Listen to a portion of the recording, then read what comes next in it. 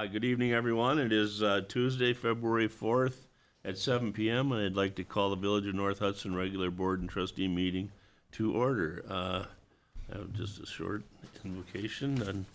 And, dear Lord, we ask that you, as we start this new year, we ask for wisdom, guidance, and discernment in the decisions that we make as a board that affect our village and its residents. We also ask you to watch over our police, our fire service, our EMS, and our military, and all who serve. Roll call, please. Trustee Keller? Here. Trustee McGarren? Here. Trustee Nelson? Here. Trustee Olson? Here. Trustee Pike? Here. Trustee Porter? Here. President Wecken? Here. Thank you. Item 2, review and approve minutes from the regular board meeting of December 3rd, 2024, and the special board meeting of December 11th, 2024. Move to approve. Thank you, Brian. Is there a second? Second. Thanks, Dusty. Is there any additions, corrections, or amendments to the minutes from either meeting? Nope. Hearing none. All in favor of the minutes as presented, signify by saying aye. Aye. Opposed? Thank you. Item 3 is comments from the floor. This is an opportunity for Village of North Hudson resident, property owners, business owners to make the board aware of topics, issues, opportunities not on today's agenda. Is there anybody here that doesn't have anything on the agenda? Hearing none. We will go on to the next item. Item 4 is new business from the board or staff. The president's comments are first, and the first thing I'd like to do is I really want to thank our staff. That's admin, public works, and the police department for the absolute great job they've done over the last, for the last year. And, and if anybody gets a chance, you see them out there, give them a thank you, I mean, it's a tough job, and, going through tax season and everything, the admin's been busy, the police department's always busy, and hopefully we'll be full-staffed again, and soon, and and the public works, everybody it wasn't a lot of snow, but they certainly took care of it quickly, so we're very happy that to have the staff that we have. And then we've had some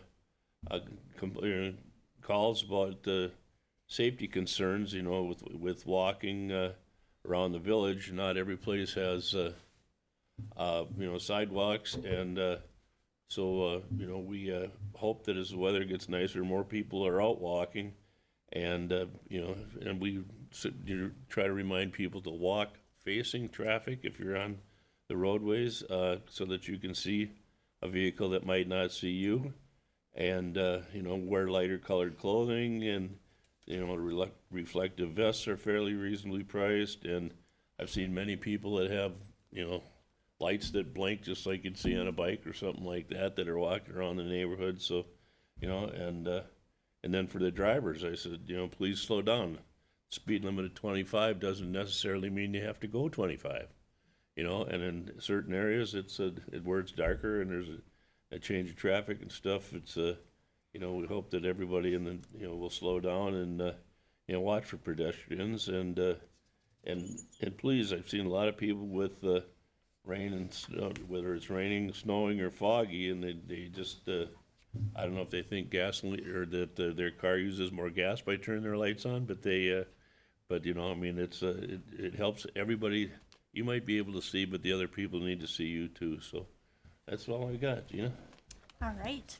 Just want to apologize for missing the January meeting. I was out ill, and I know it caused a lot of last-minute cancellations, and so I apologize for any inconvenience for those of you who had items on the agenda.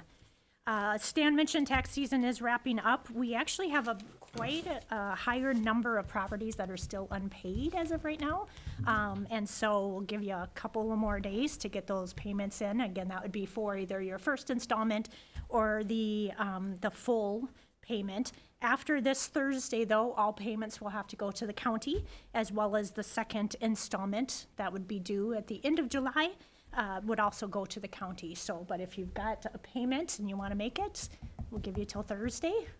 Taxes were actually due on the 31st, but we'll give you a couple of days grace period to get that number back up. One thing we did want to remind everybody of during the tax season, we've been getting a lot of questions about the increase in taxes and where those dollars go. And so just a reminder, and I'll get this posted tomorrow, that of all the taxes that are collected, the portion that actually comes to the village is this year at 18%.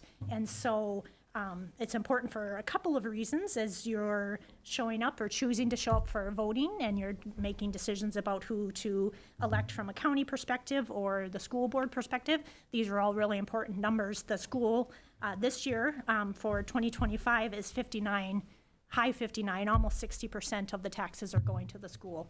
Not saying it's good or bad, I'm just saying just know where your dollars are going and why it's important to vote at all levels, not just that really big one in November. So speaking of elections, we do have a couple that are coming up here this year. A reminder, myvote.wi.gov is a fantastic website that the Wisconsin Election Commission has, and it's got information on anything and everything you could want to know, from who's on the ballot to what times we're open for absentee voting. The election that's coming up the quickest, just 2 weeks away, it's the spring primary. There are only 2 seats on that primary. So again, a primary helps lower the number of candidates for a position or a seat down to the appropriate number. So the 2 that are on for the February 18th primary is for the state superintendent. There's 3 right now, and that needs to get down to 2. And the circuit court judge for branch 2. Again, you'll probably see those signs as you're driving around town. That one's a little more local. That is the other one that is on the primary for 2 weeks from now, which is the 18th. As we prepare for the spring election, that is April 1st. Interesting date for the spring election. There are going to be 7 seats on that ballot. 4 of them are state level, 1 county, and then there's actually 2 that are going to be right here for the village. So we have 3 trustees and 4 applicants at this point, or 4 candidates.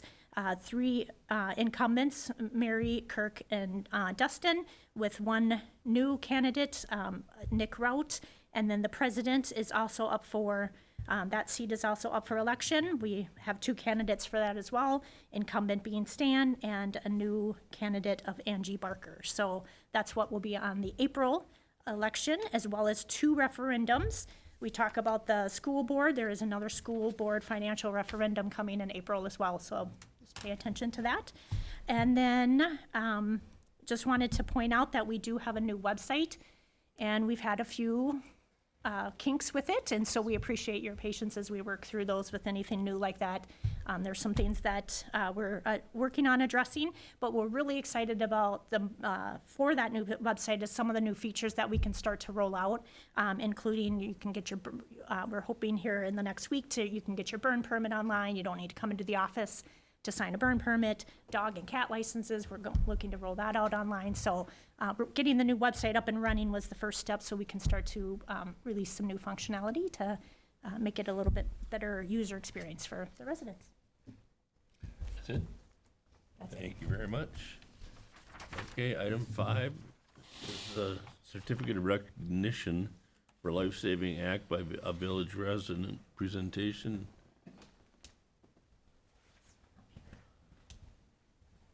So we received notice of a situation that happened in January out on Lake Malilu, and I'm going to read to you a post that was put out by a grandmother of the children and grandchildren that were impacted by this incident. So the post read, "Warning. Lake Malilu, Hudson, Wisconsin, is not fully frozen. Our daughter had a scare of a lifetime this afternoon. Her and her 3 children were skating on it, and the younger 2 girls fell through the ice. My daughter went to grab the youngest as the older one was pulling herself out, and my daughter fell in. She was trying to lift up her youngest when my grandson started screaming for help. A lady skating on the lake flew over and grabbed my grandson's hockey stick. She got on her stomach, crawled over, and had my youngest grab on as my daughter was pushing her up with barely any strength left from treading water with ice skates on in the freezing water. The lady had the youngest one crawl on her belly with her to shore. She then crawled back with the hockey stick and helped my daughter out of the water with that stick as well. This woman is literally a godsend. She risked her life in a hot second to save my family. She was quick thinking and handled the situation with grace and authority. She did everything right, from grabbing the hockey stick to crawling on her stomach. I want to thank her for saving their lives. We will be forever grateful. She is an angel.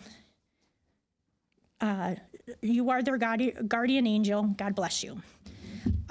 So I would like to present an award to a resident of North Hudson. This person lives here in our community, and we're very thankful for everything she's done. So Mary Beth, if you would like to come up.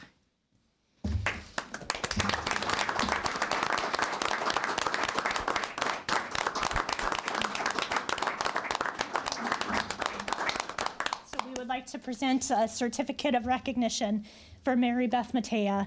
It says this certificate is proudly presented on behalf of the Village of North Hudson in recognition of extraordinary courage and selflessness in the face of danger. For risking your own safety to save the life of others, your heroic actions serve as an inspiring testament to the power of human compassion and bravery. Thank you.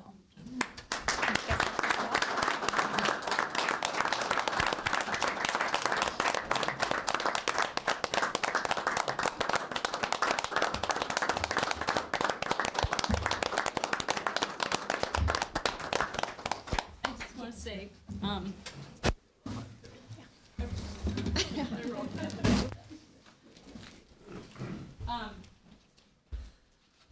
I think any of you would have done it. So it's it seems extraordinary when they say that, but you would have all done it. And it's just worth reading. You know, Little Women. They had, you know, not a hockey stick, but you know. So there's the power of reading. Thank you.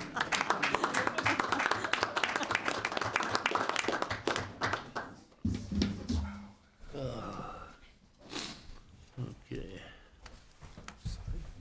And let's see, now we're been asked by one of the trustees at our park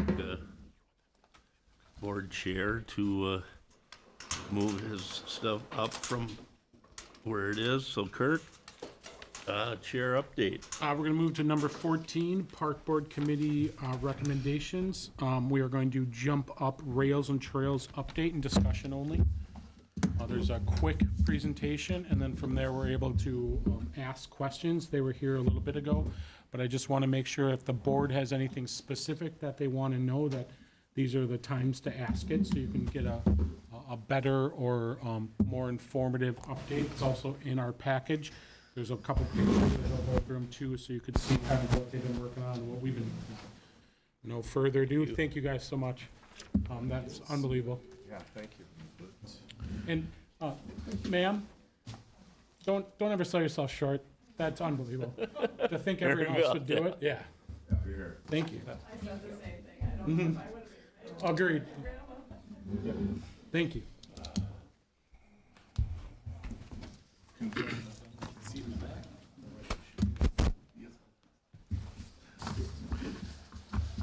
Floor is yours. Or- Thank you. Boy, he's checking on the video or the AV. That was one of the coolest things. It was just something else. So good evening, Mr. President, Madam Clerk, members of the Village Board of Trustees. I'm Mark Garrity, and I'm here speaking on behalf of the Lake Malibu Trestle Park Committee.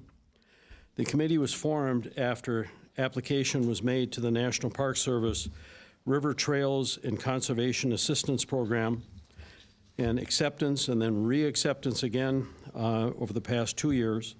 And for the past 31 months, we have worked on this project.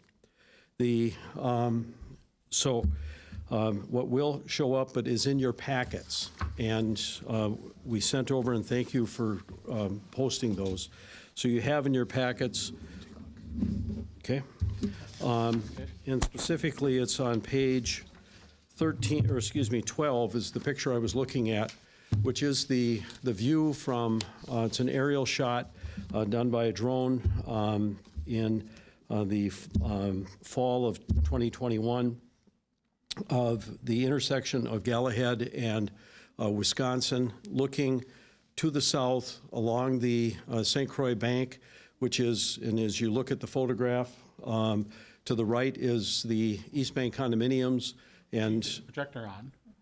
Sorry, okay. and the Drevnik property, if you have all that there. So the Drevnik property is to the left, and right down the middle where the power lines are is the former Union Pacific property that goes to the trestle. You see the trestle, and the dam is in the middle right portion of the photograph. And then if you go to page 13, is the view from the south looking to the north, which takes in the whole basin. So that just gives you a reference of where this is. And in the upper right corner of the picture is the Malilu Highway 35 bridge, so that you can see where this is. So back to, I will stay on my script. So from the standpoint of the program, we received the approval. The committee has been made up of representatives from the St. Croix Bike and Pedestrian Trail Coalition. Susan and Ben Heiser are here tonight, along with myself. Also serving on this from the city of Hudson is Sarah Bruck of the Common Council, Pat Casanova of the Park Board, Kirk Nelson from North Hudson with the Park Board and your council, as well as Amy Noonan, former member of the board. And Paul and Christine McGinnis from the Bike Coalition, and we also had a former member from St. Croix County Community Development, Brett Boudreau, and also Scott Wagner of North Hudson served as a representative of the Economic Development Corporation, and we also had Barrett Stenrud, of the National Park Service, and continuing to be our coordinator, supervisor, advisor, and conduit with the National Park Service is Holly Larson. She's been extremely invaluable as far as keeping us on track. She's done this type of work where there's multiple communities involved. So are we up and running? If not, I'll just go from here. So you have in front of you the packet that is there, lays out the fact sheet, which is page 1 of your packet, which lays out, it's a 2-page description of the work that we have done, what we were doing. And one of the reasons I'm here tonight is that several members of the board were not here in the fall of 2021 when we came through and asked for essentially a letter of support or a resolution to get us to apply to the National Park Service for the committee that has been formed. So we wanted to provide you with this update. You had a short one back in November, I believe it was, and this is going to be short also. We had our first meeting in July of 2022. And as I'll skip here because we don't have that picture up. You have the fact sheet. The coalition was notified 5 days before our meeting to organize the meeting about the property, which up to that point we had been working, Susan Heiser and I had been working on it since mid-January of 2019 when we received a call from the St. Croix County Department of Community Development that the Union Pacific property had an offer and that they were going through the right of first refusal process under the state statute, which included St. Croix County, the village, city if they wanted to be involved. So it was a matter of we've been on it since then. So the Trail Coalition was notified mid-January of 2019 and that the trestle was being looked at by a private party and the county was examining the sale. That process ran its course over a period of almost 9 months, and that there was no offers exchanged at that time. The coalition continued to explore the idea of a park on the water with a trail, and also as a pedestrian and bicycle trail to connect the city of Hudson and the village of North Hudson. The parcel is so unique, and that's why it's important. We'll get into these maps, and I'm not going to spend a lot of time here tonight, but it's because I would like to come back, and then we'll go through, and I've got some recommendations to make. The parcel is so unique in that it is of great historical significance. This was the first rail line built in the city village. When there was no village at that point, this was Hudson, and which wasn't called Hudson. It was Willow River, then Buena Vista, then Hudson, and la. So, but what it amounts to is in 1873, the bridge was completed in 1878. And at that time, shortly after that, the shops, which are the historical site, and now down on Monroe, that the shops were open and stayed open until 1958. And that the track fed both the village and the railroad shops and circled back and went back to Hudson. It did not go on to Altoona at that time. So we have been working through the process, and as I said, 5 days before, we received notification that the property, I was calling over the course of the summer of 22, leading the spring, summer, calls to Omaha, to the Union Pacific, to find out where we are, can we be making an offer? I was then informed 5 days before that they had received what they referred to as a valid offer. The individual refused to let me know who that was and refused to let me know who the attorney was. I said, if you would please get the attorney a notification. She let me know the attorney was from Hudson. It happened to be Mr. Ryan Carey, and I've known Ryan since he was a little boy. He's a fine attorney, and he was representing an individual. We didn't talk about who that individual was. Eventually, we did learn, and we agreed to keep his name confidential until such time as he wanted to go public with it. And so on July 11th of 22, we had our first meeting, and we laid out the concept, how we were going to proceed, and we agreed that we would work with the developer to try to come up with a concept for this property because, as I said, it is unique. One of the things to look at on the map is that you have, and this is on page 9 of your map, is the easiest one to decipher, and that lays out the ownership of the property.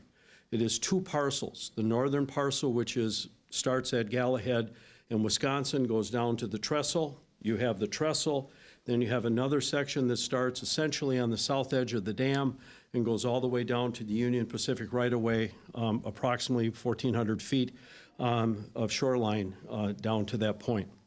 And so with that, get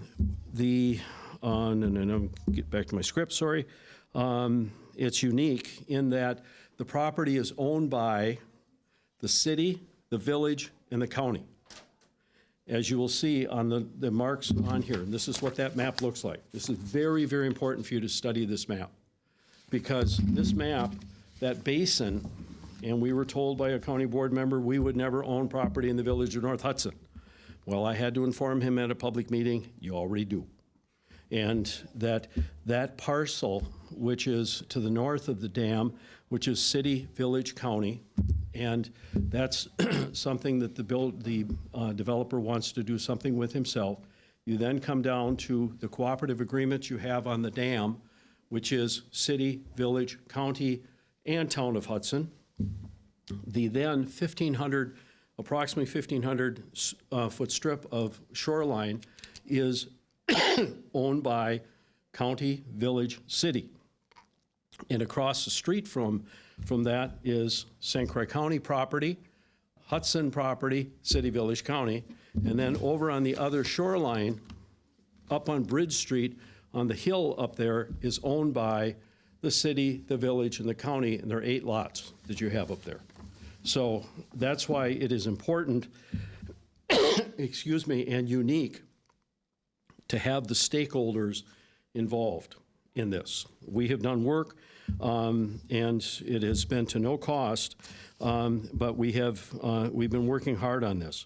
So from that standpoint, we met with the developer. Susan and I met with Mr. Carey and the developer. He asked that we not let anyone know who his name was. I learned on the 23rd of February of 2023 by a phone call from Mr. Carey that the property had closed and that they had sold the property and that he was going to meet with us. We had our meeting on the 27th, and Mr. Lenzen introduced himself to the group, laid out his plans, what he was anticipating to do, even though at that point he really didn't, as he said, I really don't have anything formally done, but he was looking at a housing development of some sort. We knew that. We had, and going through your packet, there is a concept plan that is there. I think it's page 3.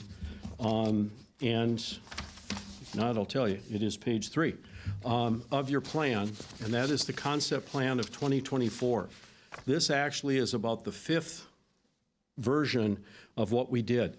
And when you look at that, and the color portions that you have in your on the computer lay out the coding where it is. There's such things as vault toilets, parking area, picnic areas, the native habitat restoration, the interpretive elements, et cetera. And this entitles the whole southern part of the basin, going over onto the hillside as well. But these are the properties that you own that were involved. It also completely circles the southern portion of the Lenzen property, which is, as we understand, approximately 150 feet wide. It may be a little bit more than that, a little bit less, that runs that whole stretch. And again, on the outside of that 150, on the bluff line to the water, you own. And as a 1/3 portion of that.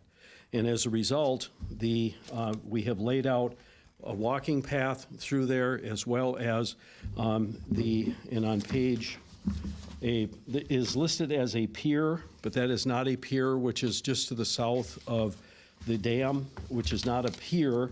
It is actually, and on page 11, 10 and 11 of the packet, shows a overlook, and this is a picture from Hastings at the Shars Bluff bike trail, pedestrian trail, which is a beautiful park just outside of Hastings and between Hastings and the Flint Hills refinery. And it's a platform that goes out, non-obtrusive, and that it does not allow fishing off, et cetera. It's a observation type deck is what it is. So that picture is there for you to see. So pictures of the basin, the map of the ownership, and then the concept is there. The concept itself is a concept, and we've been very careful. It is not our job to come in here and say, you need to do this. That's not our plan. We're here to provide you with some suggestions. This has come about as a result of landscape architects, engineers, the estimates coming as to what the maintenance costs would be, what the construction costs would be. All of that is for another presentation. So it's a situation, we've been hard at work. We've done good work, I believe, to get this thing going for the community. And so the north side is, that's another piece in and of itself.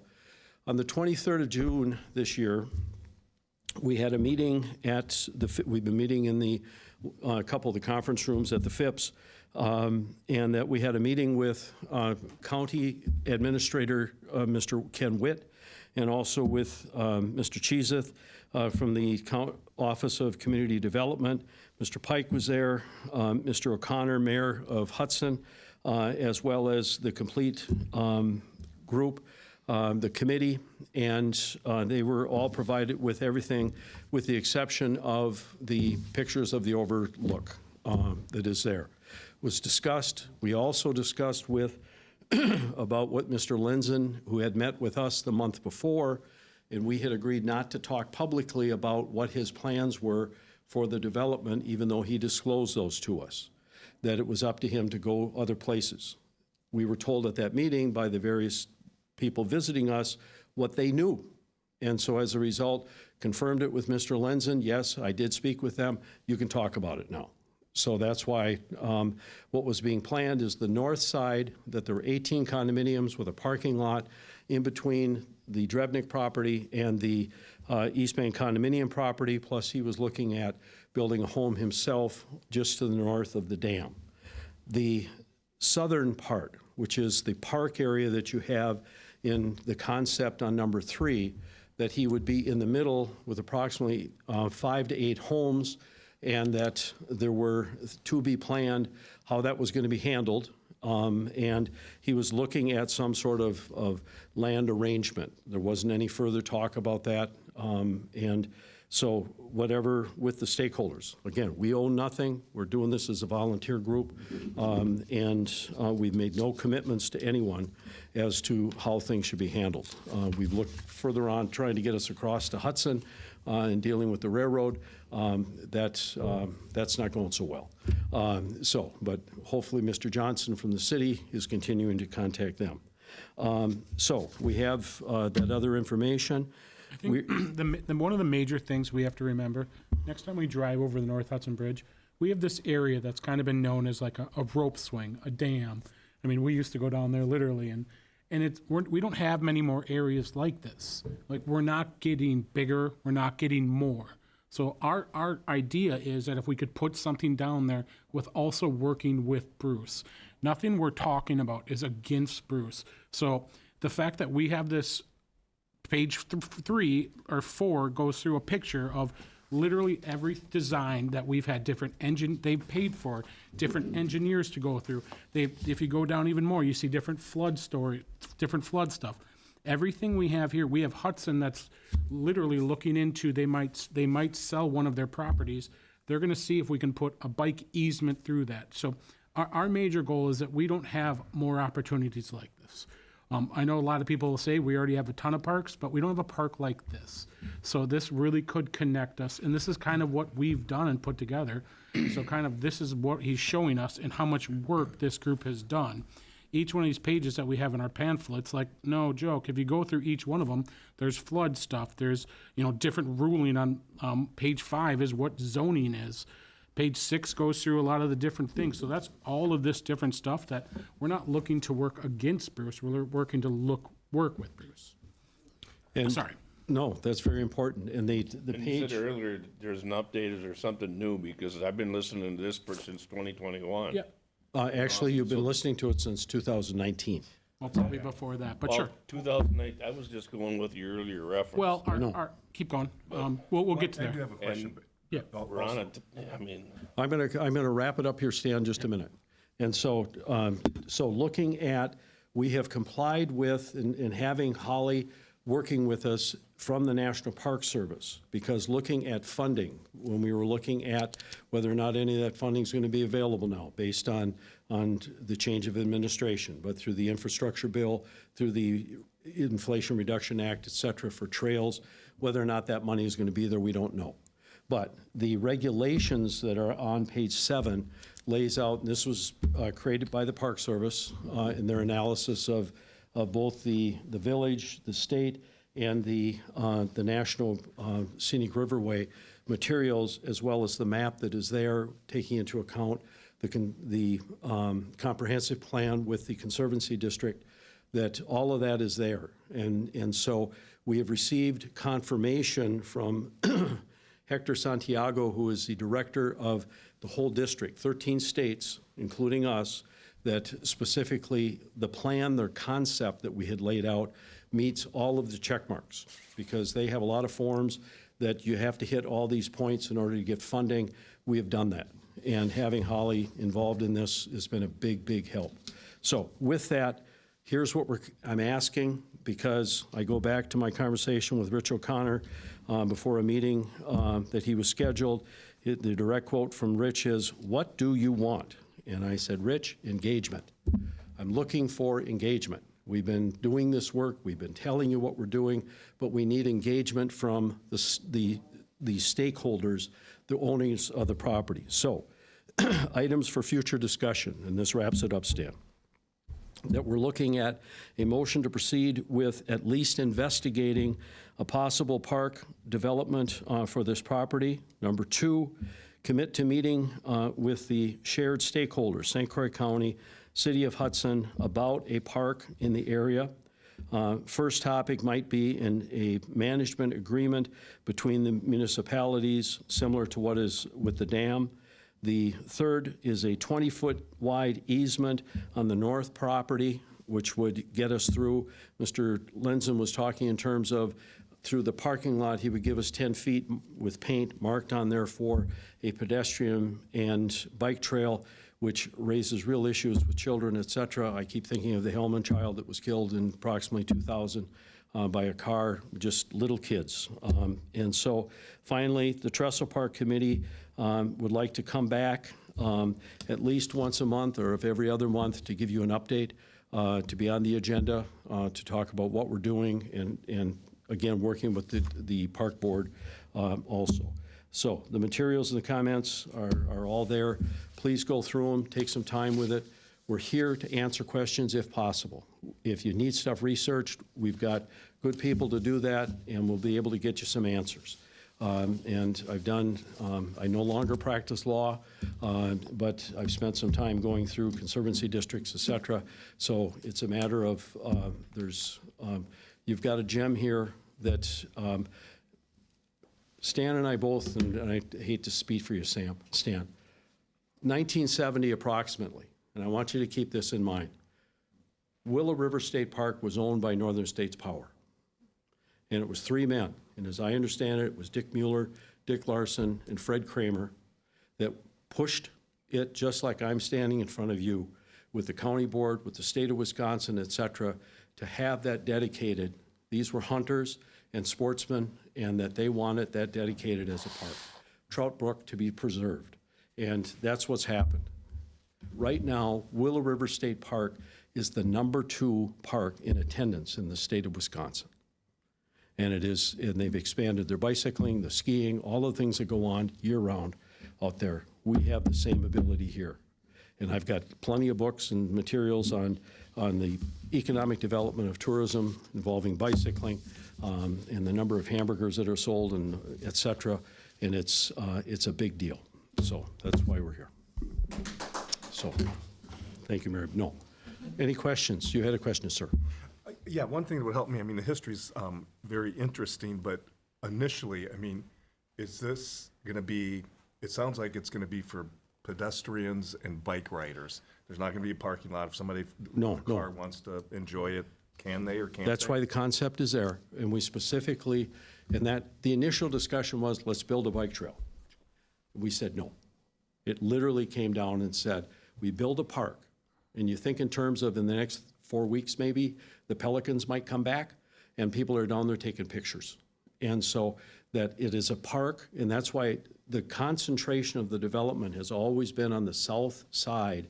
So it's that area around the property, which there's picnic areas very similar to what's out at the dam at Willow River with the post-type shelters, whether they're 20 by 40, whatever it is. That type of thing with the vault toilets and parking lots. There would be a kayak canoe thing. So there's not a bike trail The coming trail, into it? it's a park with a trail through it. With a trail through it? Yep. And what's the proposed route of that trail? The proposed route, you would come in at Wisconsin and Galahad, and then go across the trestle, and then onto, and is the St. Croix, where the road is right now. If you go there, the road comes up and crosses the property and goes to the dam. Mm-hmm. That parson where the swinging bridge, or the swing used to be, the tree, is St. Croix County property. And so they own it individually. And that goes down to the dam, which is the Hudson property.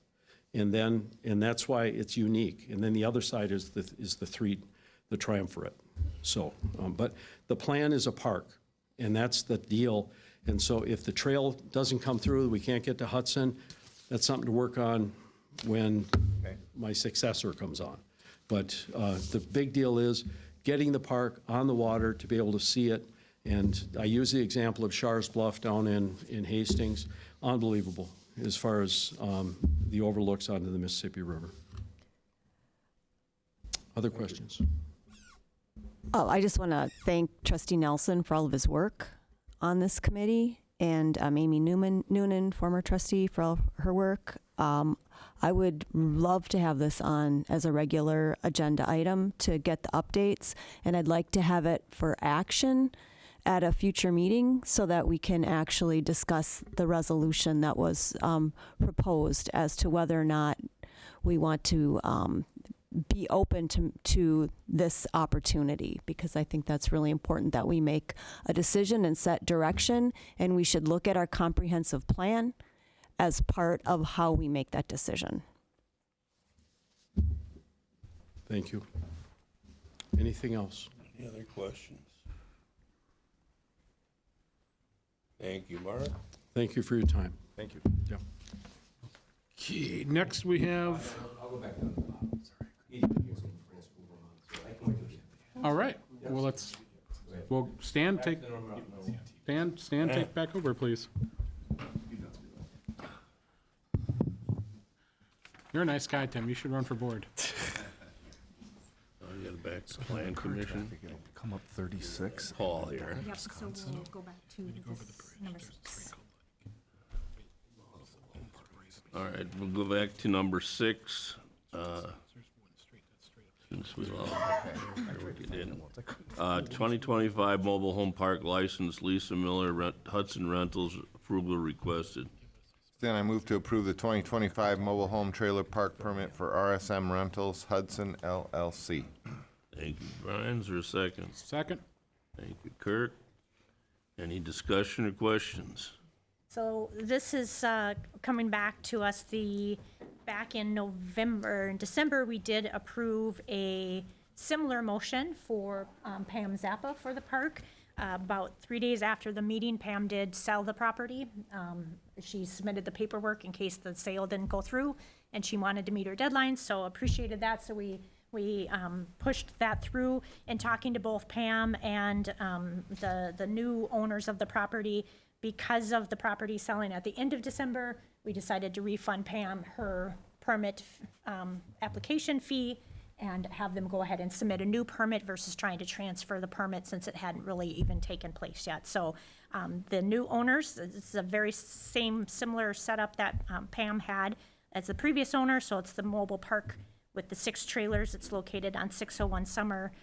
The new owner is Roger Miller. He has applied for the permit and has paid his application fee. Again, similar to the last motion for this, there's no background check or anything. It's just an application to have the park, the mobile home park in the village property. Thank you. Is there any other questions or comments for this? So there's no requirements for background or anything. We just have the application. That's all we have. No. Okay, anything else? Hearing none, all in favor of the transfer or approve the mobile park license for Lisa Miller or Hudson Rentals, signify by saying aye. Aye. Opposed? Thank you. Okay. First Amendment to the Water Service Agreement, approval requested. Then I move to approve the First Amendment to the Water Services Agreement. Thank you, Brian. Is there a second? Second. Thanks, Dusty. Is there comments or questions? I'm sure Gina has something to fill us in on. Yes, so this is a extension to the existing water services agreement that we have in place today, or had in place, through 2024 with the city. Again, this is water specific. That expired at the end of 2024. And because we are, as we know, in discussions with consolidation, the request for the board is to consider just extending the existing water service agreement with no changes to that agreement to buy us some time for us to continue the negotiations. on the consolidation. So just to be safe, what we have presented here is a year extension. We all hope that it is not needed for the entire year. If the consolidation does take place and those new agreements are signed, then this would be null and void, but it'll at least bridge the gap between not having an agreement in place right now and the future consolidation. A question? Yes. Gina, did we have a copy that was already signed by the city? Yes. Okay, so they're on board, they've signed, they're just waiting for us. This is a done deal if we agree, which if we don't, we would not really have an agreement for water, so. Any other comments? Hearing none, all in favor of the First Amendment to Water Service Agreement, signify by saying aye. Aye. Opposed? Unanimous, thank you. Item 8, let's see, review resident concerns, complaints regarding waste management services. Discussion, possible recommendation. Yeah, so I don't have a proposed motion. This is an awareness issue for the board. Probably our most common call we get as far as complaints within the office is regarding our garbage service, specifically concerns with the current company, Waste Management. In the past year, we have received well over 25 calls. I know that maybe doesn't seem like a lot, but it is, to a point that we were receiving so many calls, we started to track them, because we wanted to kind of see what some of those themes are. When I say this, I will say that we do have a new account representative now, an account manager. He personally has been fantastic as far as every time I get a call and I email him, or every time I give his number out, he is very responsive to the people that are calling. So I appreciate everything he's been doing. That being said, the calls continue to come in and the issues aren't actually being resolved for the long term. So some of the categories of complaints that we are hearing, again, repetitively, is the trash is falling out of the truck and onto the road and nobody is stopping to pick it up. The drivers are just driving forward. I think everyone has felt this one. The trash is not picked up on the designated day. And so oftentimes they'll send a text message saying it's scheduled to be picked up Monday, it's actually coming Tuesday. Sometimes they don't.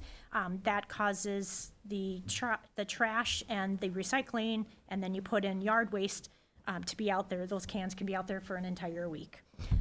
They leave cans in the middle of the driveway after they are picked up, so when people return home, they have to stop in the road to move the can to get into their driveway.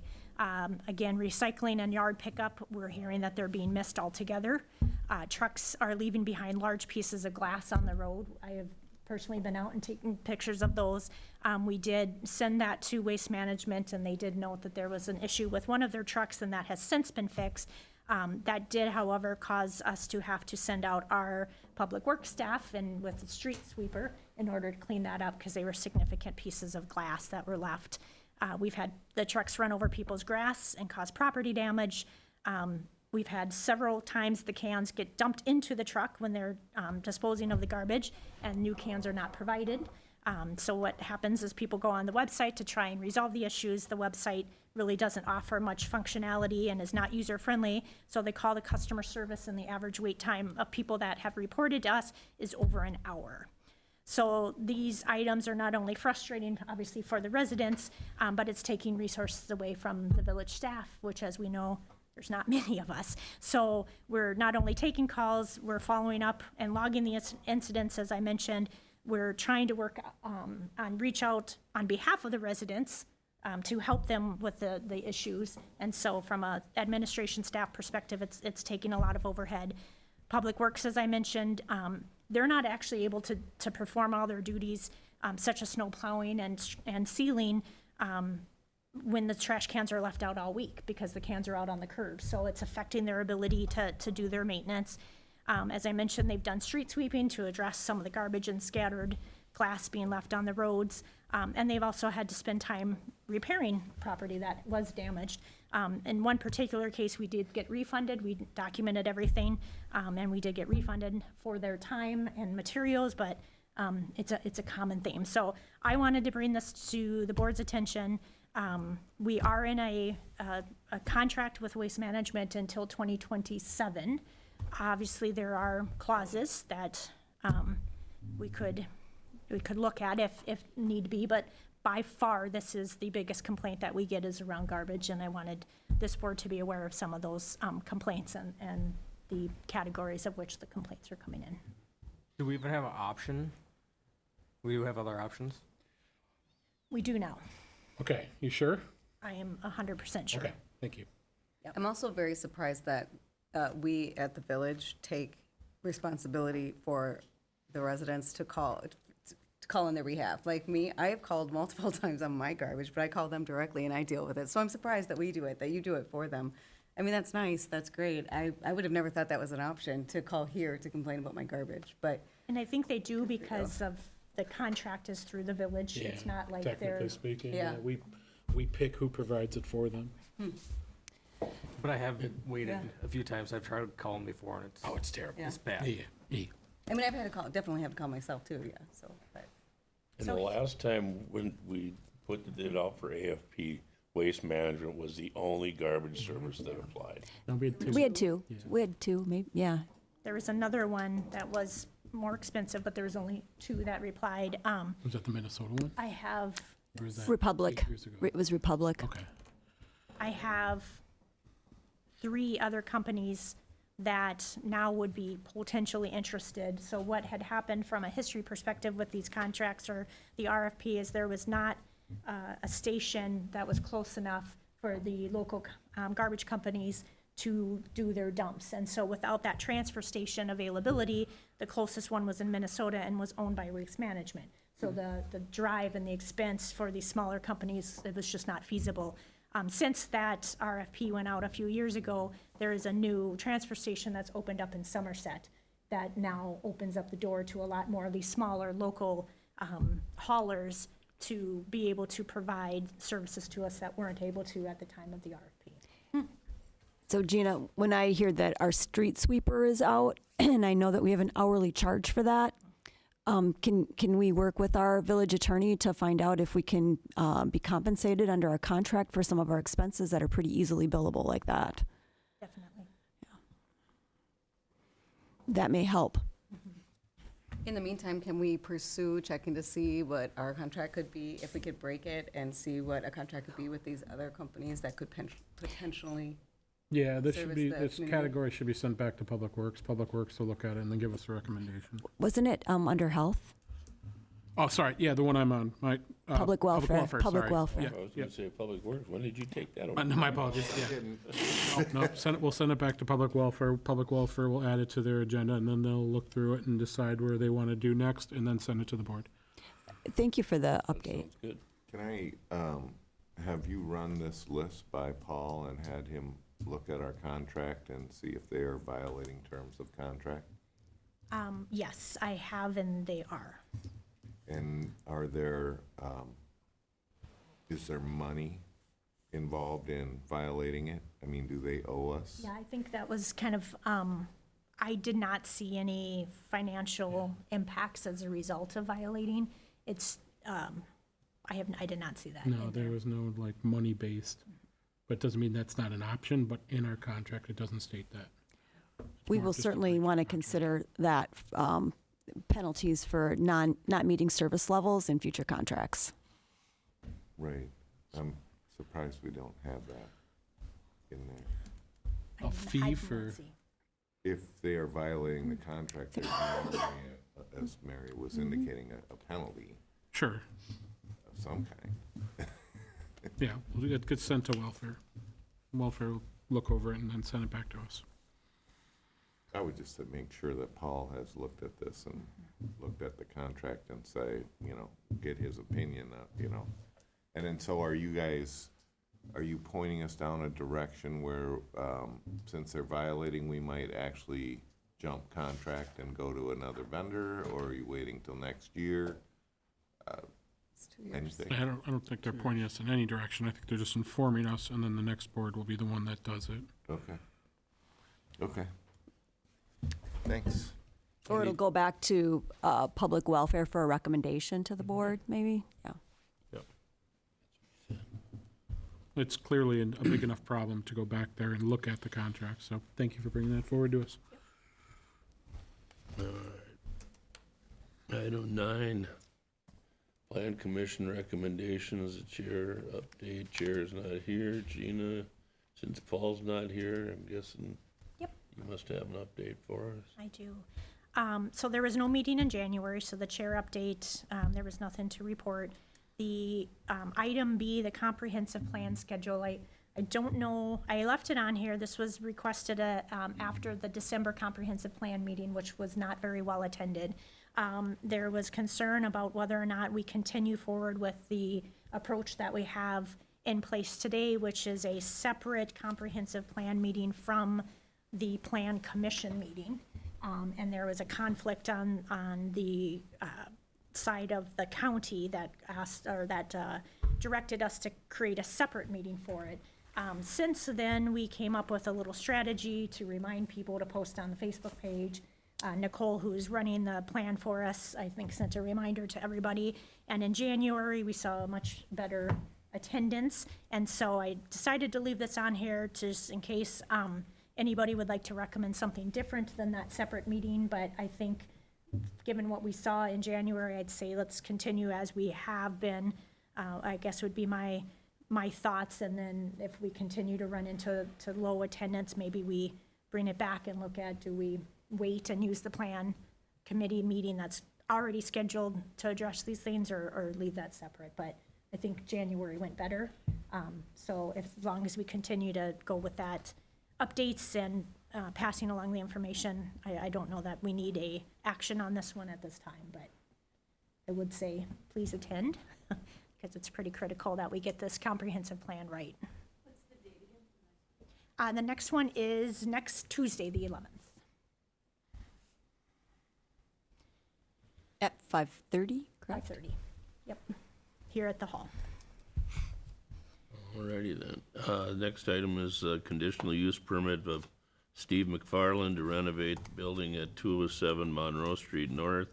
Final approval requested. Stan, I move to approve the conditional use permit of Steve McFarland to renovate the building at 207 Monroe Street North. Thank you, Brian. Is there a second? Second. Thank you, Dusty. Comments or questions? So this particular conditional use permit, CUP, was brought in front of the Plan Commission. They came and did originally came and did an overview of what they were thinking, and then came back to the next meeting with an application for the work that they're looking at doing to develop some garage condos in the farthest north building, which is the 207 or Building 6, for those of you who are familiar with that railroad shop area. The Plan Commission had a really good discussion, a really long discussion. I think Steve McFarland, who is the current property owner, was presented his plans. And again, the Plan Committee did like what they saw and did actually recommend approving the conditional use permit as it was presented, with a couple of additional conditions. None of these conditions are outside of what we would normally do in that Plan Commission. That they must pass a fire inspection, and the plans have to be approved by the building inspector, and all of those things that we typically have in any of these conditional use permits.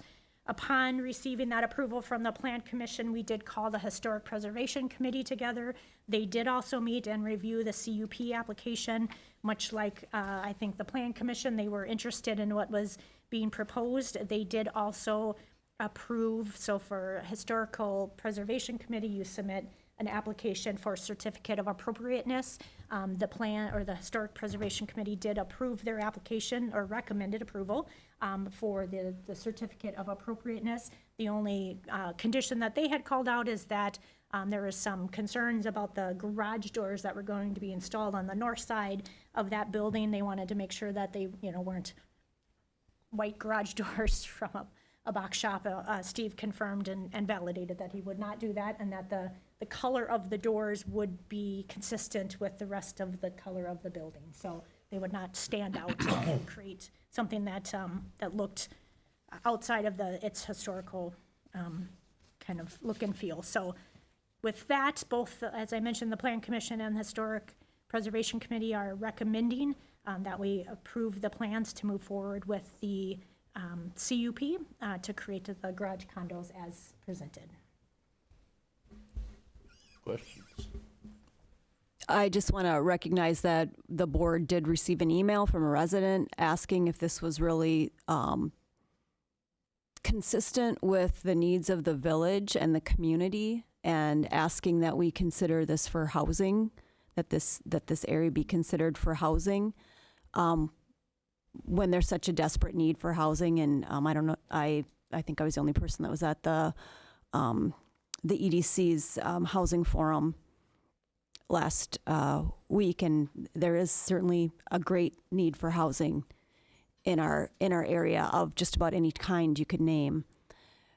I don't know, and Paul isn't here, if we have options to deny something while we think about if it fits with the overall vision or scope or needs of our community, or if there's a proposal and we have to approve it because that's what we have to do. I don't know, but I am feeling like this may not be the best use of the property. I don't know if we have any say in that or not. Well, it's zoned, it's not zoned residential. I do know that for a fact. And with the historic preservation and stuff, it is, we wanted, you know, they want to maintain the buildings as close as they are right now. And that's the plan that that has been presented from Steve and Rory and you know, and as far as affordable housing development, there's already 2 other businesses that have gone in there. There's if we've got an issues with one particular property, and there's interest in developing that also, and there's some other stuff going on down there with the storage shed people. They want to expand and stuff, so housing down there, I don't know, but I mean, right now with the revenue and stuff that this could generate, and to clean up those buildings and stuff down there, I've had neighbors that were at the public meeting that expressed their concerns, but also said, yeah, no, they would be, they're good with what the plan is and stuff. So that's just what I've heard in developing it. Do we know what the revenue would be for the village? Depends what they sell for, and depends on how much the county and stuff takes. I mean, these aren't garages. These are high-end units. I mean, they're all over. I mean, there's a couple of them up in Holton. Down in Troy has got a couple of them. There's a lot of these things around, and obviously there's a lot of people got a lot of toys and they can't store them on their property. So there's a pretty high demand for it. I know that I've talked to different people that said, hey, get this thing in there so that we can get a garage up there, in the man caves, whatever they're going to do. But with the conditional use and stuff that we've had in there, people aren't going to be living there or anything like that. But there's no question we have if we had something that to develop for housing. But the only thing we've got going on right now is the Zappa property, and that's been on hold for a while. But this won't be considered new development. Is this going to actually increase our levy, or this will just be if the property value increases, we'll get the portion of the increase in the value? There's no expansion to our levy or anything associated with this. Yeah, no, so in this case, there would be, because they will be selling the individual units, so it would sell as if it were a regular condo, for example. So the owners of those properties that buy the condo space, those condos would be taxed individually. It's not the Whole structure. Yeah, the whole structure is not owned, and it's not just an increase in that value. They are being sold. There is going to be individual owners of those units. So they're each individual real estate? It's considered real estate, yeah. Thank you. Any other questions, comments? So I just want to confirm it will expand our levy.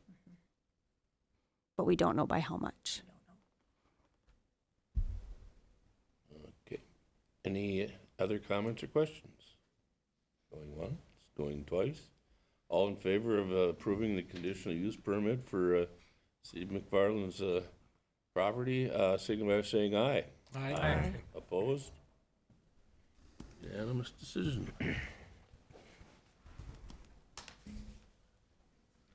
Okay, item 10, Personnel and Finance Committee recommendations, claims approval requested. Stan, can I move to recommend the board to approve December 2024 non-recurring claims of $31,845.12 and the February 2025 non-recurring claims of $33,001.14. Thank you, Kirk. Is there a second? Second. Thanks, Brian. Comments or questions, or? Anything out of the ordinary? I think the only thing that I'll point out, a lot of the items that are the non-occurring are items that were approved for capital purchase either in 2024 or 2025. The exception to that is we've had a couple of lift station repairs that have been required, unfortunately, that were not planned and not budgeted for, both in, back in December, January, and February, totaling just over, just over about $12,000 worth of expenses to maintain those lift stations. So work that had to be done, computers were out, pumps weren't working, not a good thing. So we moved forward with those expenses because we really had to. The only other one I'll call out is the Browns Beach payment for the completion of that project. Again, that's a big number, 151. Again, just noting that 67,000 of that came from ARPA funds and 76,000 of that came from a grant. So as we look at the 151,000, that is not what is the village paid for that.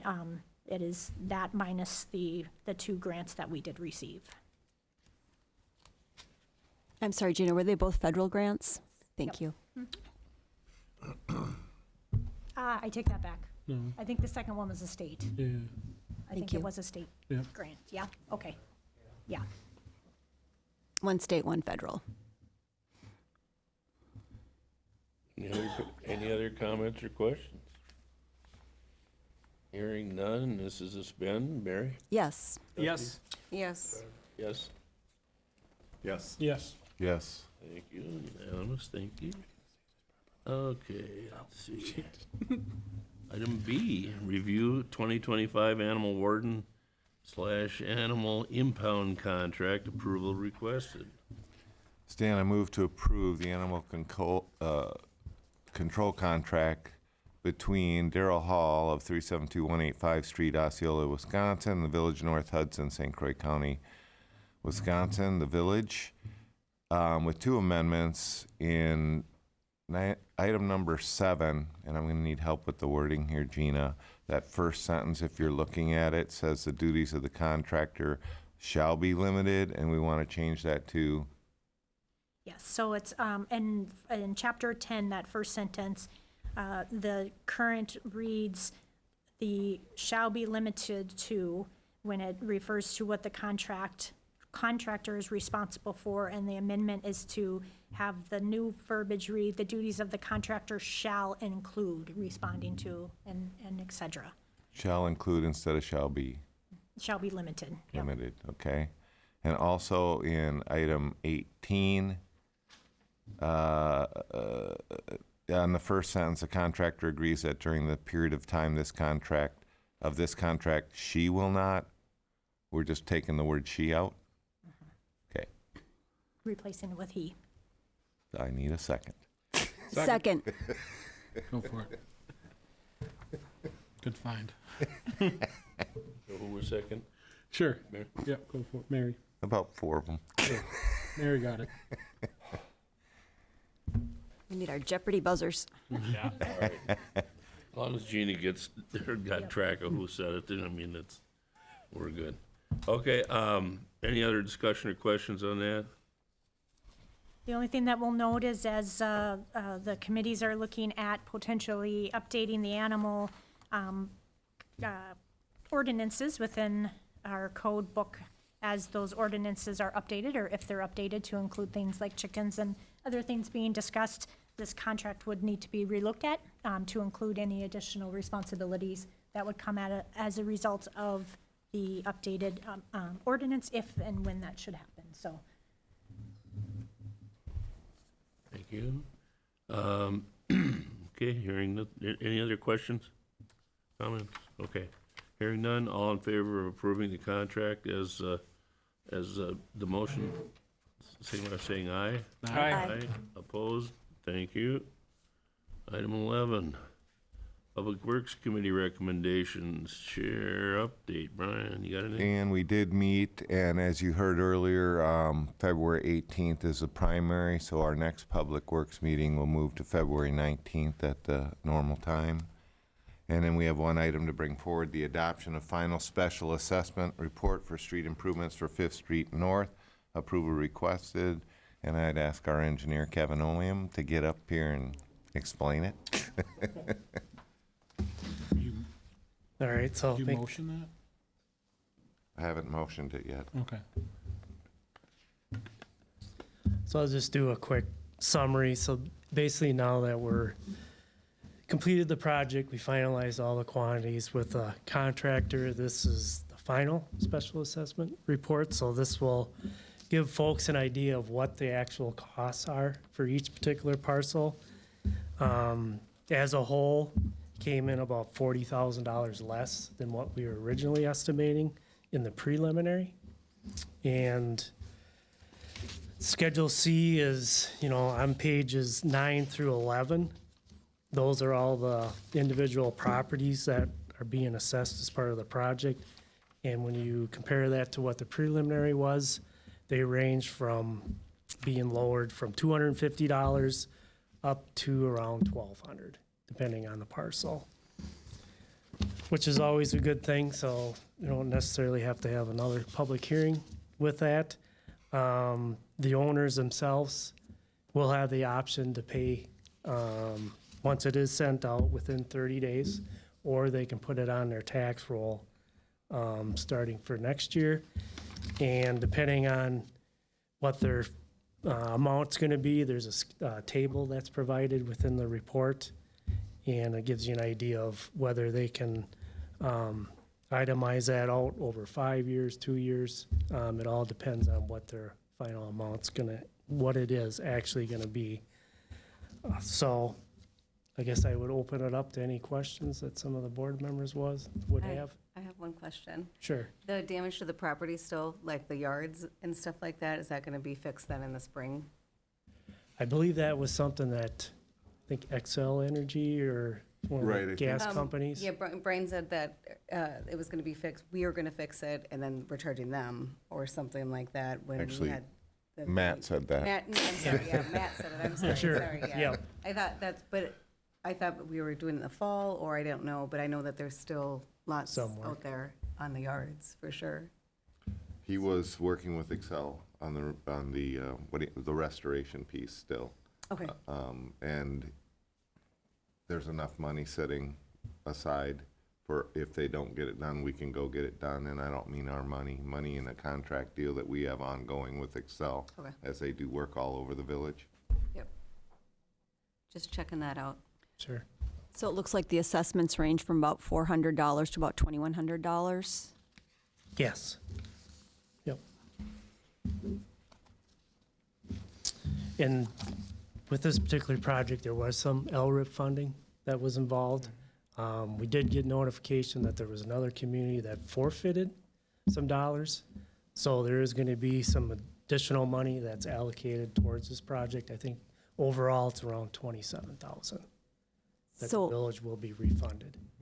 so it won't change the assessments, it'll change the village portion. Correct. Thank you. Yep. Any other questions? I suppose now that, thanks, Kevin. Yeah, you bet. Thank I you. suppose now we need a motion, huh? So I move to approve the adoption of the final special assessment report for the 5th Street project, 5th Street North. Second. Thank you, Brian. Thank you, Dusty. And we already had comments or questions, so all in favor of the special assessment, saying aye. Aye. Opposed? Thank you. That's all I have, Stan. Thank you. Next item is public safety. Mary? Yes, we met. I'd like to make sure that everyone's aware that the public safety meetings are now recorded by the River Channel and available on their YouTube station if you are interested in watching those and getting more information about the issues that are being brought before the Public Safety Committee. The last meeting, I think the most important item to be aware of, the chief brought information to the committee about the dissolution of the North Hudson Municipal Court, which was a decision that this board made in order to essentially balance our budget, and that St. Croix County is going to be processing our municipal citations now, including traffic citations and juvenile citations. That's going to start, they'll start moving over from our municipal court to the county. I think, Chief, correct me if I'm saying anything incorrect, starting this month and concluding with all of the municipal hearings being appeals on citations occurring in St. Croix County Court by April, and uncontested citations will be collected by the Village of North Hudson. Is that correct? Correct. And we are continuing to work on the animal ordinance. It will be again on the agenda for our meeting next week. We won't be yet taking action on that ordinance, but we'll be continuing to develop the content. That's it. Thank you. Item 13, Public Welfare Committee. Kirk, your update? We did meet, and we need to review proposed approach to enforce nuisance properties, discussion, and possible recommendation. Is there a motion? I think I just made the motion. Okay, is there a second? Second. If you go to your sheet, it's much easier to kind of walk through. It's pretty elaborate and absolute elite, so the person that made it, I'll let speak. Oh. Very nice of you to do that. Thank you. It's not that elaborate. It's a process flow that really outlines what's in our ordinance. It's just a little nicer to look at in a visual flow. And so what we did within the Public Welfare Committee is, because that committee had not had a lot of meetings in the past year or so. 5 years. Okay, I was being nice. So, the group decided we really need to sit down and make sure that we understand our processes and procedures that we're using to support the ordinances. And so what this does is helps outline the procedures in a step-by-step process. We also then ran a couple of issues that have been brought to the village and then in the welfare meeting through this process in our last meeting to kind of work through it and see how it worked, and I think it worked pretty well. So we had 2 properties that were brought to our attention, concerns with violations of nuisance code. And one of the properties we did push through this and agreed to send a letter, and one of the properties we did put through this and agreed to hold for the time being. And so what this really does is it says that anybody in the village, from residents to staff members, can identify a nuisance violation, a potential nuisance violation. It says that we will document, the administrative staff will document that violation.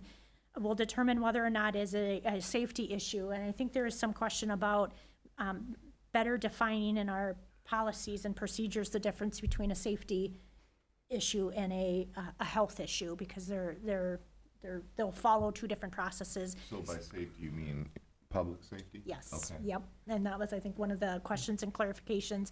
We've got language in our ordinances in a couple different sections, and maybe it's not super clear the difference between the 2. So if we see it as a safety issue, that then goes to the chief, and they have their own process in place for that. What the rest of this flow represents is the process that we would take then within the welfare committee, and hopefully eventually a welfare officer or health officer. So really the process just talks about, we'll verify the violation, And if we're able to verify the violation, a letter will be sent to the violator per our ordinances, giving them 10 days to correct the issue.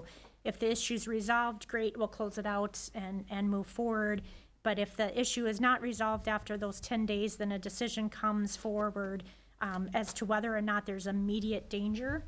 If there's immediate danger as a result of the violation, our ordinance today says that the president can order abatement to begin. If there's not immediate danger, then what we are proposing is that the administrative staff will take the violation and add it to an upcoming public welfare agenda.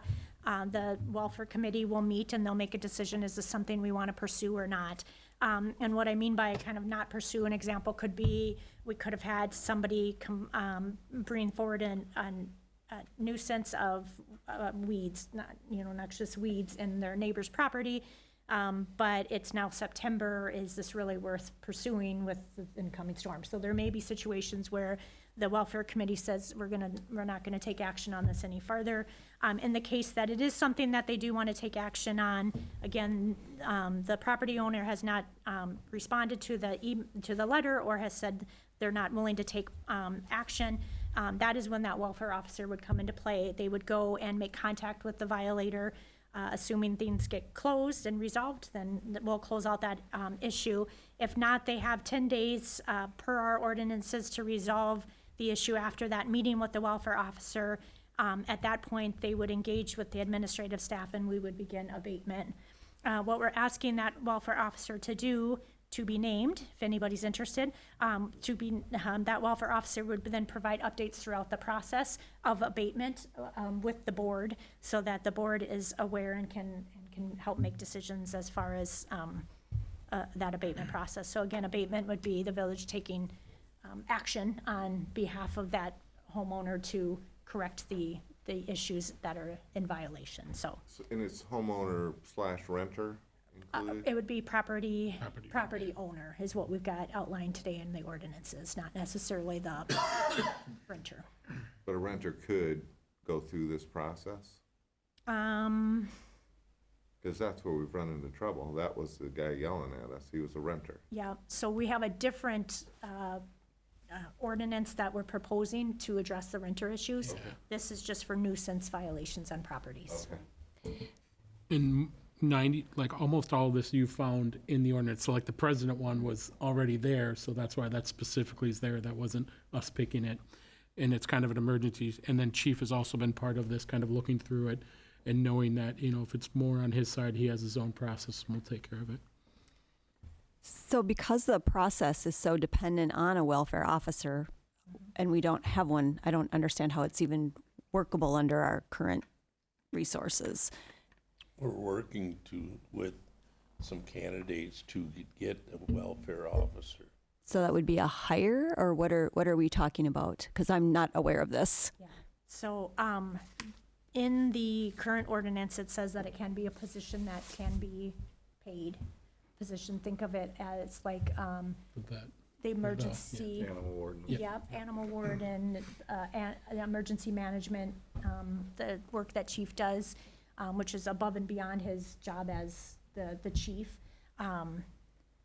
There are a couple of potential candidates that we think might be a good fit for this that we're approaching to see if they have any interest. And certainly if they do, then to your point, then they would, if the process would go through and they would be hired and the board would be included on that. At this point, the assumption is that administratively, we would take care of it until that welfare officer was assigned. So someone on the current staff would be the welfare officer?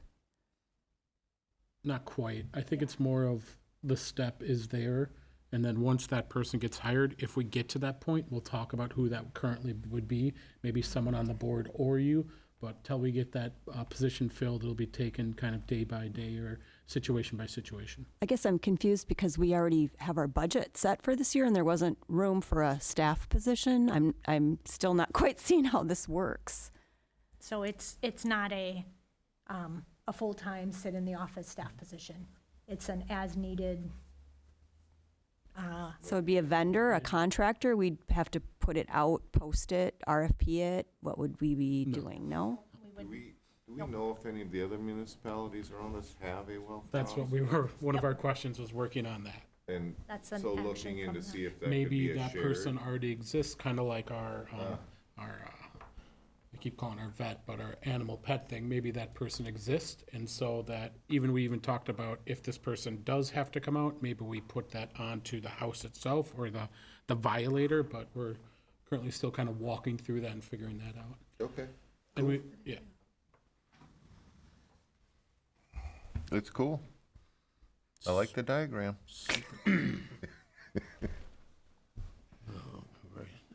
Okay, so,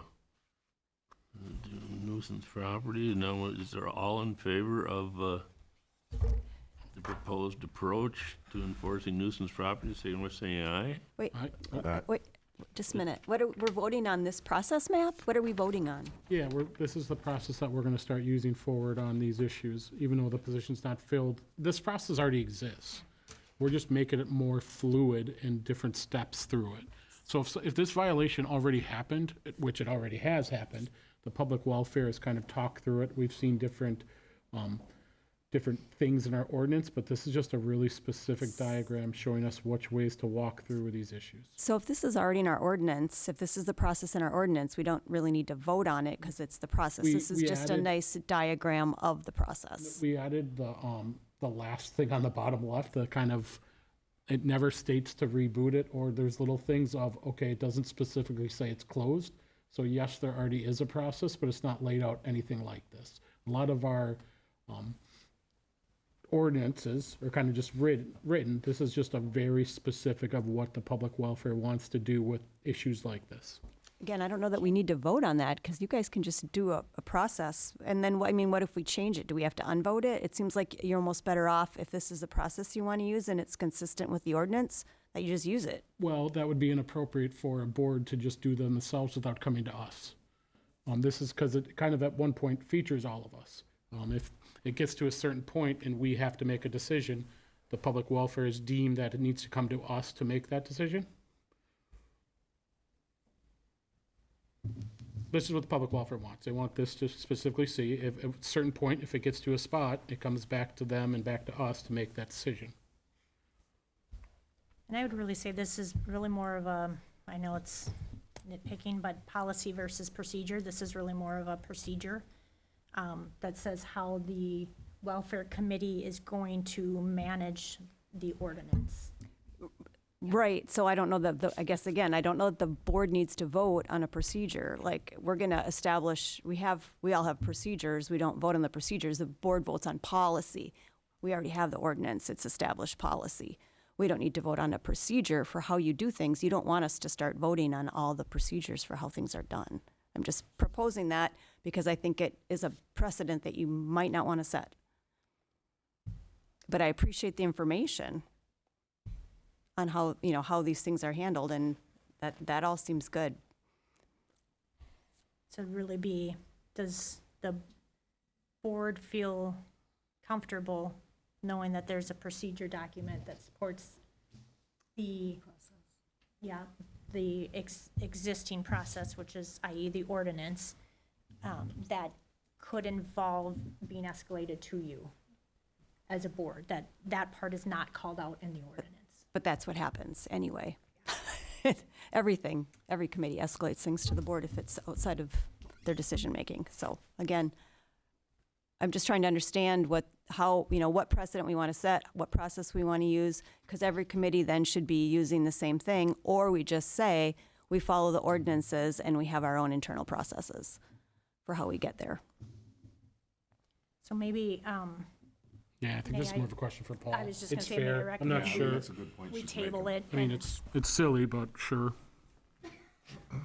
Oh, she's making a good point. Yeah, that's what I said. We don't Maybe want to Paul- start voting on Paul- procedures. Paul needs bro. to be here. Just Yeah. make one suggestion too, which Mary's point was for the funding for the officer on this and how are we going to pay for it. Maybe add in there too for a violation if we do have to pay a welfare officer for that, that could be a fine that would be assessed to the individual that we are, And that's not currently in our ordinance?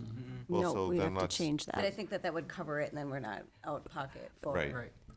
That would require an ordinance change. Yeah. I think it might be handy.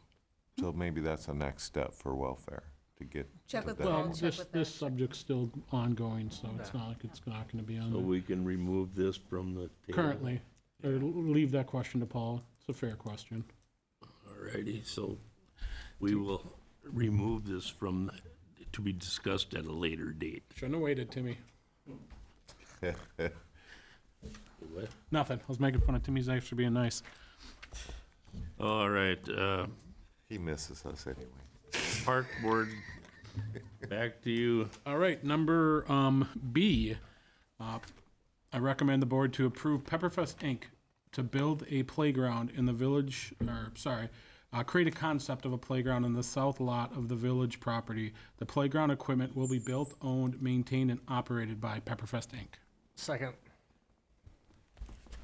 Tim, you need help or you got it? No, we got it. Sure? I'm old, but not that old. Chief will help you. Yeah. Good evening, trustees and President Stan Wecken. I came to the park board toward the end of '24 and presented this to them. And prior to that, I was in the planning commission early 2024. The overall concept of what's going to be done behind here. First of all, I'm Tim Zeiss, 629 Cherry Circle North, and I'm representing Pepperfest. The goal here behind this objective is we are going after funding, and the key behind this, of course, as I sat down with our village administrator, is that if we're going to do this concept behind that Pepperfest owns, we would like to include the entire park. So for those that are out there that don't know what they're looking Yeah, at. I'll get to the other side of it first. Let's address this first. So what our intentions are here is that this playground area that we're looking to establish, and of course it could be bigger, obviously. The first plan was to have it behind the building, and after talking to Gina, we're saying, would it be more appropriate to move it up toward the front of the area of this lot? And of course, with that said, we don't want to occupy this over here because of the trees and the vegetations and everything over here for the park. But we thought potentially the south lot would be the opportunity to do that. I initially proposed coming to the park board to have the Pepperfest purchase it, but then having thought about longer, I would, and having been in this role here, I would say would never give up land like we know Pepperfest shouldn't. I mean, the village should not do that. So now it's going back to getting an agreement with you guys to, as we build this out, because our intentions aren't just to put the playground equipment there. We want to put vegetation over here. We want to build this out to make this like more additional park area. And yes, of course, it's going to hamper and affect Pepperfest, obviously, but we're going beyond that because we feel this is going to be a huge addition to the community and to this area. So what's on the motion statement in front of you was written up by Matt, I believe. And our only acceptance is that it's important for us to get this approved because we're going after grants that we have to have playground built in it. And that's a key factor for Pepperfest and going after that next stage of funding. Where are we at? So we're staying with the initial plan, the initial concept. We're definitely staying with the initial concept. We're trying to make this look as residential as possible. We are not going to add a second story. This shows a second story. We limited the second story in our plans. We just felt with we have a larger committee that's ahead of it, and we just felt that cost-effective wise, we don't need a second story because you introduce an elevator and things like that we feel that we don't need. We will have a basement, a half a basement in it, but then we're making it bigger. Initial plan was 48 by 80. We're going 48 by 100. So we want to come up as close as possible to the corner of this village hall behind here. And on that side of it, we'll have outdoor bathrooms that will face the inside. That will be open all the time. But we'll face the inside of behind the building here. And the concept there is to include walkways between the buildings and connect it as closely as possible. Where we're at, we are securing the funding. We've talked to our financial institution, and they are they're a go, and we're a go on it, so, yes, we're going back in debt again.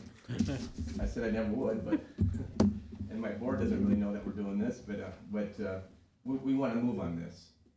Our intentions are to try to break ground in 2025. And, the key things are, some of the things I wanna talk about. I don't know, we're excited, because we've been getting a lot of questions on where we're at, and because, we purchased the land, and knocked the house down. We've got over $200,000 invested already in this, which that helps us applying for grants when they ask, are you committed? And, and it has, we're getting the interest. We're going with private companies, of course, 2 major private companies we're approaching, and of course, we're doing some public grant, with the help of the village, going after that also. We're getting a final quote from 2 vendors, third parties I call them, on the new addition, adding to going by 48 by 100. And we should have the first one done this week, back to us this week. We feel it's gonna be less expensive than the 2-story one that we had. This one priced out around $800,000, but that also included removal of the house and purchase of all the land, which we've already done. So, playground's important, that's why this motion's in front of you. That gets us to one huge grant that we're going after on the private side of it. And, we're doing this without any taxpayers' money. Are you still going after the tornado grant or the basement one? No, we did not get the, FEMA Safe Room grant. And we went and did some research, and nobody in the Midwest got it. It all went down south, so, no, we're not going after that grant. We can't apply for it again, I think, a second time, if I'm not mistaken. It's the deadline for this We probably have the deadline. Our intention, we invested some money in that. About $20,000 to go after that and basically getting rejected, which is fine, but we have a lot of information that's written up that's helps us apply for other grants, but, we could build this the way we wanna build it now. We don't have to have, the thick cement walls and all that stuff, so it's gonna be less expensive to build than, of course, what the other one was, even though the fact that the grant would cover 75% of it, but in this instance, we could build this how we wanna build it. We have intentions to have the garage doors open up inside to the park, so people, when they use it, they can have also access to the park. And we wanna work with the village on redesigning this whole area. We wanna make it appealing. I think the gazebo's come into discussion, because we're putting, a larger building behind here that can replace that gazebo. And, yeah, we're moving, we're gonna move. It's been a delay, So we had a little. would you be taking this gazebo out then? We'll have to talk more about that, but that might be some of the intentions. So when are we gonna see this new plan? We'll have to work with the village to make that new plan, because Okay. we know what we're doing back here, but to All right. complete all this, and the first step is what's in front of you right now, of course, to make sure that we can occupy that south lot for, and keep in mind, if I'm not mistaken, I think that south lot was donated by somebody from Petrofest years ago. So, but it is park. It's all gonna be park. So the only question I'd have is, if it's our park, I'm not certain why, I understand there's gonna be costs involved in getting the equipment, but if we're maintaining it like we would any other park, I'm not certain why we would have Pepperfest pay for the equipment.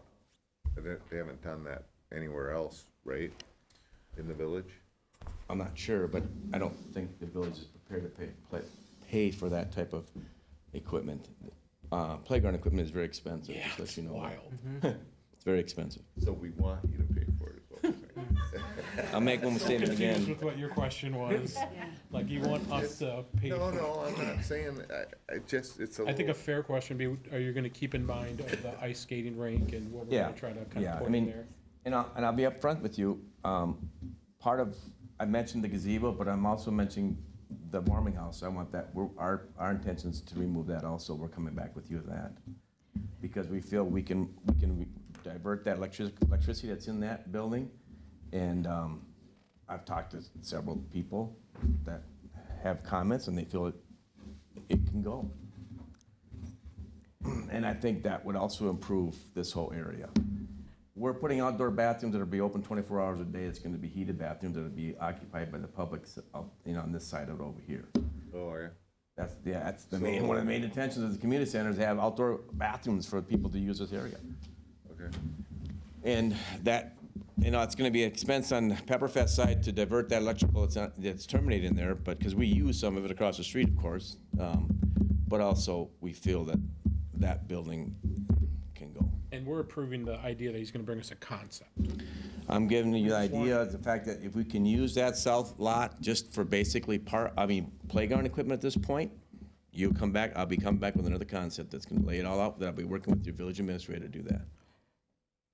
So a couple of questions. Did the park board vote on this then? Is this coming to us? That's their motion statement. Okay, thank you. And then the second thing is, I would assume we'll need some sort of written agreement before this actually happens. Yep, and that's a good question, Mary. We talked about that way back when we were applying for that FEMA grant around the safe room. Paul had written up we went through the legal side of it, and we approached our lawyer, and we had a nice agreement all written up for that in case that would come through. We would follow through on that same process. Everything we do behind here, of course, is our responsibility. It's until we start approaching that area that we start getting into the agreements. And if I bring back another proposal as far as what we're doing at the other two things, like I mentioned, the warming house and the gazebo, I work with your village administrator to do that.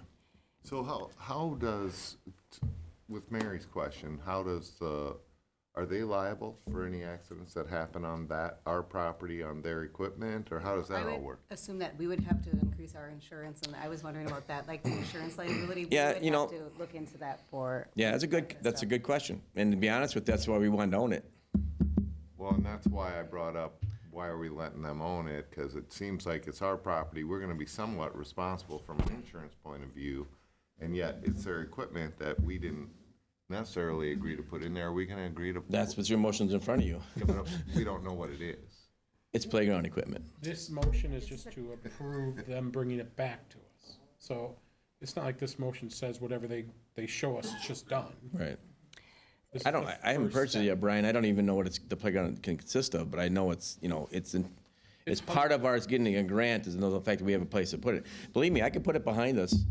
I'm just saying, if it's on our property, we Yeah. need to know what our liability is. So I really. think part certainly. of this is there, before Pepperfest spends money to come up with a potential concept for a playground that could be bigger and more available to people versus behind this building. And more visible, yeah. More visible, which I think is a great asset to the community. Before they spend time to come up with that concept plan, Tim and Pepperfest are looking for us to say, we'd be willing to entertain a concept of potentially using the land on the south side of the building to look at this. Could we ask our attorney what our liability is for the Well, concept of? If this is just us saying okay to him creating a concept, then We want to wait. I feel like when we want to see, wait a second, if we found out that, we're held just as liable for this, all of these things, for you guys own the Yeah. property, all of these things.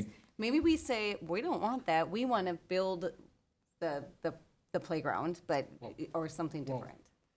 I hear what you're saying. You're kind of saying that we want to know the numbers of what this is going to look like on our end. Nope. I want to look at what we're liable for. Sure, that's what I mean, the numbers as in what this is going to affect our insurance. Kind of, yeah. Yeah, that's what I'm saying when I yes, say that. yeah. So even though we approve this, they go forward in the next meeting, we ask the Yes. next question to our lawyer, what does this, they give it to us or they maintain it, but what does our insurance look like with this new project on there? Yes. Yeah, perfect. I just don't want you to go waste your time if we come back and say, holy buckets, that's a no. But if you could I wait don't- one more month, cool. Otherwise, I'm okay with you guys. Well, doing yeah, that it's stuff. I'll be coming back in front of the planning commission again and presenting things. I mean, we're not gonna slow down now. We're moving already. We're starting to secure our funding and everything right now. I mean, keep in mind, Yeah, I have Plan B. The Plan B is to go back to this initial plan. yeah. Put everything right behind the building that we own, the land that we own. Go right back to this. Here's your village hall, here's a new community center, here's the new building here, and there's a park, playground. I think it's a All on Pepperfest land. great use of the land over there. If we're not gonna do something else with it, put a nice park that you I want. mean, and it could be a simple concept that, and then we'd have to talk to our lawyer, that we just write it into our overall insurance I policy. just don't that see it- that insurance being as much as you think it is. We Does have so many Pepperfest- parks already. Yeah, I have no idea. Yeah, I'm that's just what- saying, I don't think that number is gonna be shocking, but let's find out what that number is. yes. So are we talking about adding another park? Is that what we're doing? It's already zoned as parkland. Yeah, it's already So zoned it's- park.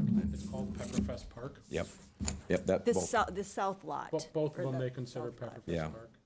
Tim, do you guys in general already have insurance, liability insurance for what you're doing Yep. with Pepperfest? Yep. So Yep. this might be an we had add-on. insurance from the house that we had insurance from the land that we owned, we have some insurance, we have insurance right now on the land that's Well, vacant. you'll have insurance on the community Yep. center then too? Yep, Okay. yep. And you would prefer, in general, to have it over here more? The playground equipment. Yes, that's what I mean. You would prefer, you think it would fit better with your situation plus Pepperfest and it being more viable, more seen, more used. Right, because we're extended the building out further this way, and we're moving the other structure more toward the back of the village hall, it would be nice if the playground would be more visible for our people out here. And even you just asking that, you guys have a scheme for it and you're already building this wonderful property and it doesn't seem like it's a major, I mean, it was approved by the park board. Yeah, I mean, we've gotten approval from the planning, and we've gotten approval from the park board, so I'm missing here in front of you is saying that, in the maintenance side of it, it states that there, when Matt put it in there, I appreciate him putting it in there, because the fact is, it's your land, but we're gonna have to maintain this, and we're gonna be hiring, so it's gonna be, all that logistics is gonna be figured out between us and you guys, don't get me wrong. The insurance side of it, to the maintenance side of it, to the operational side of it, because it's a community center, it's gonna be available for anybody, both in Hudson, North Hudson, or whatever, it's a community center. So think we know that logistics is we're gonna work all that out. It would be silly to have a community center without a big playground, honestly. And something Well, like again, that would it's- be nice to have right there. I'll make the statement, it's big in our grant applications. Yeah, that would be good. I mean, I clearly see that you have one planned in there, but, yeah. Yeah. So Going for a again, it is concept doesn't hurt anything, honestly. Is a park Yeah. already, Yeah. so the Yeah. question is, would we entertain the idea of putting the Pepperfest playground in that park? And today, that land is not used for anything. I think all summer, I think I saw 3 people fetch with the dog in that area. Isn't that the And in former the skating winter, rink? It is. Well, it is. It is, but it isn't, we don't have we're not set up to support that skating rink very well, so there's proposals and discussions happening in the park committee. That land right now, unless we have snow cover, we can't even put the skating rink out there because we need the snow cover to keep the ice. Yeah. And so there's other discussions, and so again, in theory, what we could do is if that park moved to that space, the playground moved to that space in the park, we could use in the winter where the proposed playground is right now as skating rink in the winter, because We- Pepperfest would We're not not, be using it. we might not have the big one, but we'll still have ice skating that is still gonna be there and be used. Yeah, I don't know why, but this seems wild, 100%. Okay, any other questions? Mine was the skating rink. Yeah.